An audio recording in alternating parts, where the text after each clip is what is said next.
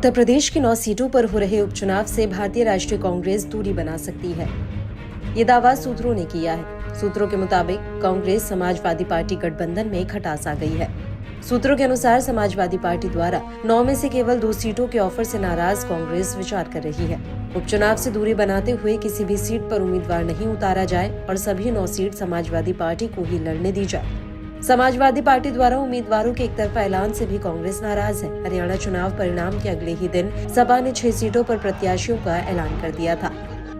इसके बाद कांग्रेस ने भी कहा था कि ये एकतरफा ऐलान है और इस पर हमसे चर्चा नहीं की गई। कांग्रेस उत्तर प्रदेश में जिन 9 सीटों पर उपचुनाव हो रहा है उनमें से 4 सीटों की मांग कर रही थी, लेकिन सपा ने कांग्रेस से राय मशविरा किए बगैर 6 सीटों पर उम्मीदवार उतार दिए।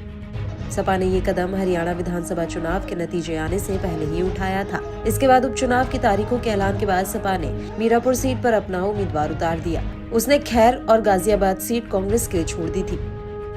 कांग्रेस इससे खुश नहीं है। उसे लग रहा है कि उसने अगर आज सपा का ये प्रस्ताव स्वीकार कर लिया तो उसे 2027 के विधानसभा चुनाव में भी सपा के ही भरोसे रहना पड़ेगा। इससे उसके मनोबल पर असर पड़ेगा। अगर वह उपचुनाव की दोनों सीटें हार गई तो विधानसभा चुनाव में वह सपा से अधिक सीटें नहीं मांग पाएगी।